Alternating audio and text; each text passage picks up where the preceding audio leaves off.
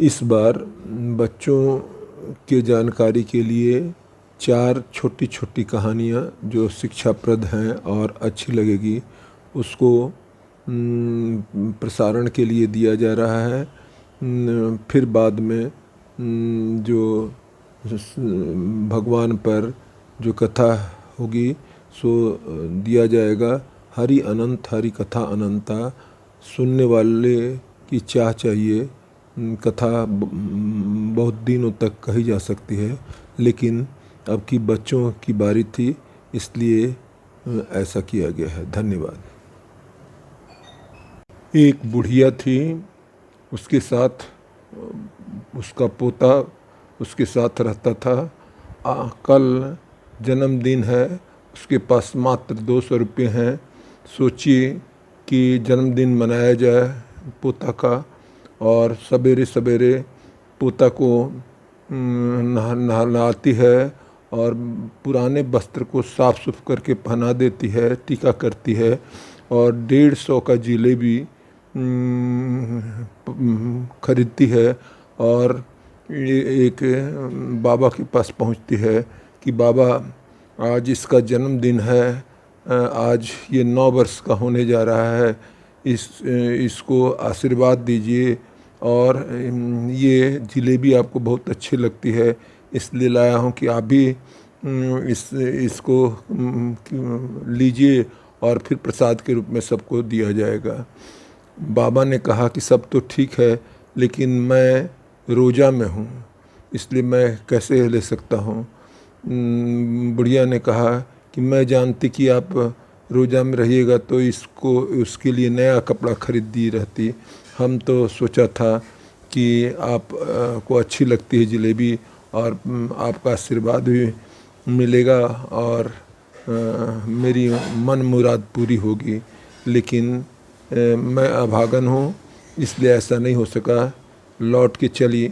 2-3 डेग गई होगी कि बाबा ने कहा कि लाओ, और जलेबी खाने लगे। उसके बाद से बुढ़िया ने पूछा कि ये क्या बाबा, आप तो रोज़ा में थे।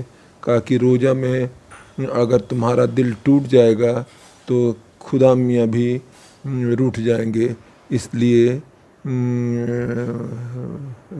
इस सब भक्ति का उद्देश्य होता है कि सरलता, सज्जनता और कम से कम हृदय से हृदय की पुकार हुई, इसलिए हमने किया। तुम्हारे बेटा को बहुत बहुत आशीर्वाद है।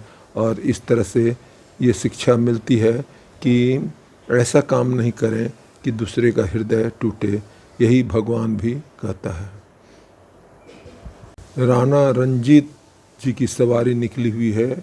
भीड़ ही भीड़ है, चारों ओर लोग ही लोग दिखाई दे रहे हैं। लगता है मनुष्य का समुद्र आ गया है। एक बुढ़िया छोटा सा लोहा लिए हुए जाने के लिए प्रयासरत है कि रथ के पास चले जाएं। एक सिपाही उससे कहता है कहाँ जा रही हो? तो मैं रथ के पास जाना चाहती हूँ, सो एक कामना है, इसके लिए जाना चाहती हूँ। सिपाही ने कहा कि मर जाओगी तो फिर हम लोगों के लिए मुश्किल हो जाएगा। उसको ढकेल के बाहर कर देता है। थोड़ी देर के बाद से राणा रणजीत सिंह की दृष्टि उस पर पड़ती है। वो बोलती है बुढ़िया आना चाहती थी, उसको लाया जाए। बुढ़िया को लाया जाता है। बुढ़िया से पूछा जाता है कि तुम इस भीड़ में रथ के पास क्यों आना चाहती थी? तो बुढ़िया ने कहा कि हमने सुना है कि राणा रंजीत सिंह की सवारी में लोहा ठिका देने से सोना हो जाता है। रंजीत जी ने कहा कि इसके हाथ का जो लोहा है उसको रख लिया जाए और इसी वजन का सोना इसे दे दिया जाए। इतना बोले कि किसी की आस्था नहीं टूटनी चाहिए। उसकी आस्था अगर ये है तो आस्था बरकरार रहना चाहिए। इन सब कारणों से ही लोग बड़े होते हैं। छोटी छोटी चीज़ें जो है सो शिक्षाप्रद होती हैं। हम बच्चों को इससे शिक्षा लेनी चाहिए कि जहाँ तक हो सके अगर दूसरे का काम बनता है तो अपने से कर देना चाहिए। एक बुढ़िया के घर में 3 व्यक्ति आए और उन्होंने वो एक बक्सा खोल के उसमें रुपया रखा हुआ था, 20,000 रुपया बुढ़िया को दिखाए और बोले कि अमानत के रूप में आपके यहाँ रख रहे हैं, हम लोग तीनों आएंगे तो इसको दे दीजिएगा। बुढ़िया ने रख लिया। थोड़ी देर के बाद से कुछ दूर गए थे, तीनों की प्यास लगी तो उसमें से एक को दोनों ने भेजा कि तुम जाके बाल्टी ले आओ, हम लोग कुआं से पानी ये करके कर लेंगे। वो आया, उसकी नीयत बिगड़ गई और बोला बुढ़िया से कि वो जो हम लोग दे के गए थे, अभी तुरंत दे के गए थे, वो बक्सा दे दीजिए, सो हम लोग को ज़रूरत पड़ा है। बुढ़िया ने बोली कि आप तीनों आदमी कहे थे आने के लिए, कहा कि अपना बेटा को भेज दो बाहर, वो लोग कुआं पर हैं, इशारा करके बता देंगे।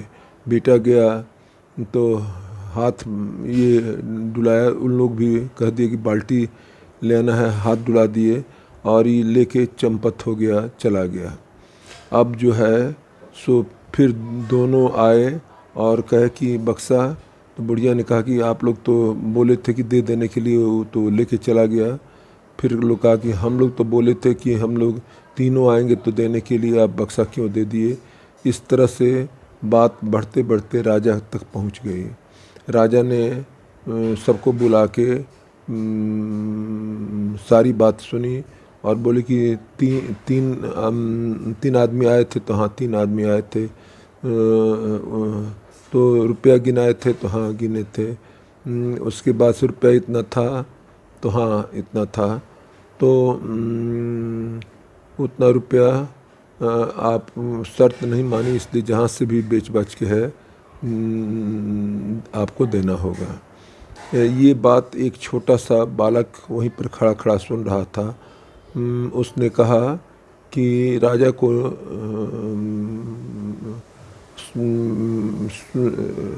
सज़ा दे दिया, लेकिन ठीक से ये निर्णय नहीं ले सका, ठीक से सुनवाई नहीं किया।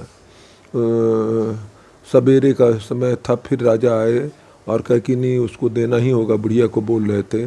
तब तक फिर वो लड़का बोला कि राजा को न्याय देने नहीं आता है, हियरिंग भी ठीक से नहीं सुना।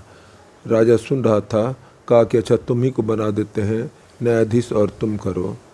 वो बोला कि ठीक है। राजा तो ये सोच के निर्णय दिए कि चोरी हो गया है, पैसा चोरी हो गया। मैं कहता हूँ कि पैसा अभी भी है और बुढ़िया के पास है और उसको दिया जाएगा, लेकिन शर्त यही थी कि तीनों आएंगे तब, तीनों लाया जाए, उसके बाद से पैसा बुढ़िया उतना देगी। अब तो लोग फेर में पड़े। तीसरा जैसे आया सब के सब अरेस्ट हो गए और बुढ़िया को नहीं लगा। वही छोटा सा बालक जो था सो बाद में महाराष्ट्र के चीफ जस्टिस के पोस्ट से रिटायर्ड किया। चीफ जस्टिस महोदय के बालपन की ये कहानी है। ये भी बच्चों को शिक्षा देती है कि न्याय पहले से मान के नहीं होना चाहिए। इसलिए न्यायालयों में दिखाया जाता है कि एक क्वीन है जिसकी आंख पर पट्टी बंधी हुई है और दूसरे हाथ में तराजू है, यानी पहले से विचार बनाने से कुछ का कुछ निर्णय हो जाता है। उक्त केस में ही पहले से विचार था कि रुपया चोरी हो गई है, इसलिए निर्णय दूसरा हुआ। और जब ये विचार कर लिया गया कि नहीं रुपया अभी भी है और शर्त पालन करें लोग, तो ठीक से इसका निराकरण हो सकता है। इसलिए हर न्यायालय में एक तराजू और आंख पर पट्टी वाली महिला को देखा जाता है। उसका इंडिकेशन यही है कि न्याय दीजिए तो पीछे से कोई भावनात्मक चीज़ लेके, जानकारी चीज़ को लेके नहीं चलिए, शून्य रहिए और तब उसके वजह से न्याय कीजिएगा तो पल्ला दोनों बराबर रहेगा। ये भावनगर के राजा अपने मंत्रियों के साथ अपने उद्यान में बैठे हुए थे उसी समय एक कंकड़ का टुकड़ा आया और उनको लगा लहूलुहान हो गए। संतरियों ने देखा और उनका सिक्योरिटी फोर्स जाके देखा तो एक बच्चा चलाया हुआ था। उसको पकड़ लिया जाता है और उसको सामने भावनगर के प्रस्तुत किया जाता है। भावनगर के राजा ने पूछा कि तुम क्यों ऐसा काम किए। लड़का ने कहा कि मेरी कतई इरादा नहीं था कि आप को मारूं। मैं तो बागान में एक पेड़ पर पका हुआ आम था, उसको तोड़ने के लिए चलाया, हमारा निशाना चूक गया और दुर्भाग्य से आपको लग गई। हमको कोई इसमें गलती नहीं है।